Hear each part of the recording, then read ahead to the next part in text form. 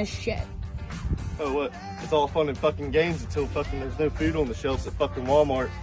That's when shit hits the pan. That's checkmate.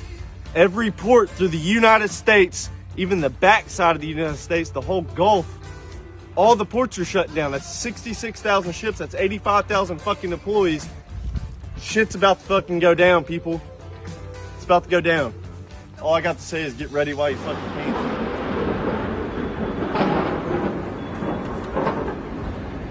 If you are a teacher, punch out, grab your stuff, go home. Let's get out of here.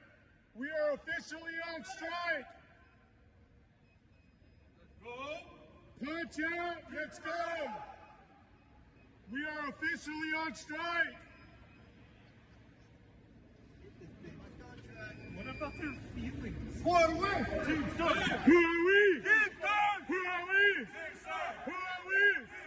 No contract! No contract! No contract! No contract! No contract! No contract! No contract!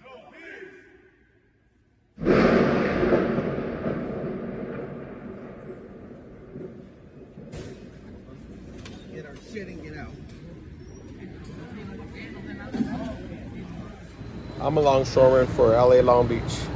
And LA is fighting against this right here. I'll tell you right now. See that? There's nobody there. Automation. I work at an automated dock.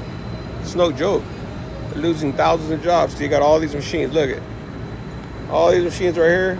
There's no people. They ain't paying no taxes. They ain't paying no money. This is what ILA is fighting about. This all used to be filled with top handlers, UTR drivers, clerks, all this yard. Look how big this yard is.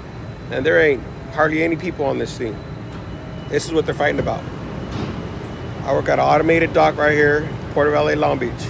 Keep fighting, brothers. Keep fighting. These people today don't know what a strike is. Right. When my men hit the streets, from Maine to Texas, every single port will lock down. You know what's going to happen? I'll tell you. First week, be all over the news every night, boom, boom. Second week, guys who sell cars can't sell cars because the cars ain't coming in off the ships. They get laid off. Third week, malls start closing down. They can't get the goods from China. They can't sell clothes. They can't do this. Everything in the United States comes on a ship. They go out of business. Construction workers get laid off because the materials aren't coming in. The steel's not coming in. The lumber's not coming in. They lose their job. Everybody's hating the longshoremen now because now they realize how important our jobs are. Now I have the president screaming at me, I'm putting a Taft-Hartley on you. Go ahead. Taft-Hartley means I have to go back to work for 90 days. That's a cooling off period. Do you think when I go back for 90 days, those men are going to go to work on that pier? It's going to cost the companies money to pay their salaries. Well, they went from 30 moves an hour maybe to 8. They're going to be like this. Who's going to win here in the long run? You're better off sitting down and let's get a contract and let's move on with this world. And in today's world, I'll cripple you.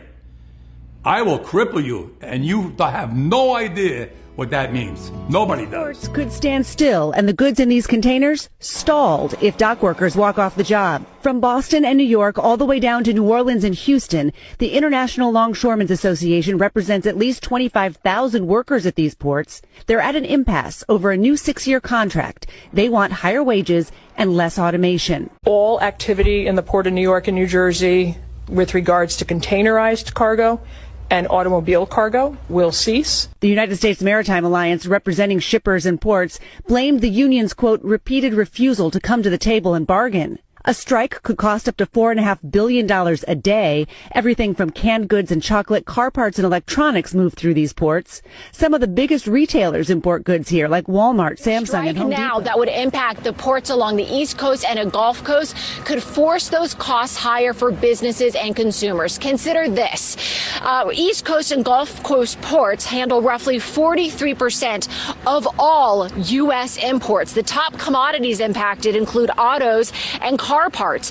For consumers, a strike could mean higher shipping costs when prices are already elevated from the conflict in the Red Sea. Shipping costs currently 162% higher than they were just 1 year ago, and a strike could force them even higher.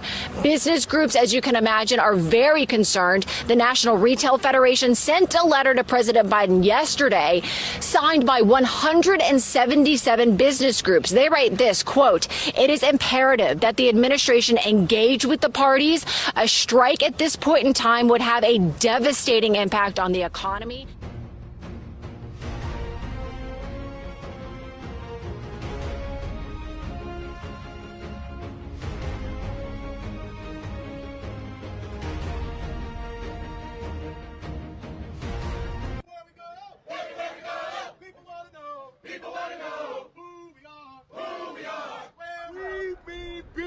We're going to do it as long as it needs to be done. We're not weak. We're not weak.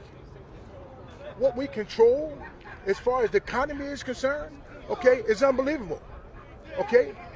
We may be 60,000 members from Maine to Texas, but what we control in the economy is billions and billions and billions of dollars every day. Every day.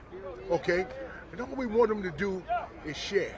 Okay, what we demand, our demands are to share and not to replace us with automation. Union power! Union power! Union power! Union power!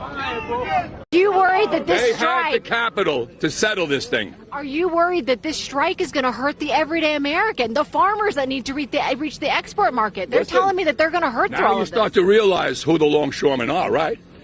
Nobody cares. People never gave a about us until now, when they finally realized that the chain is being broke now. Cars won't come in. Food won't come in. Clothing won't come in. You know how many people depend on our jobs? Half the world. And it's time for them and time for Washington to put so much pressure on them to take care of us, because we took care of them, and we're here 135 years and brought them where they are today, and they don't want to share.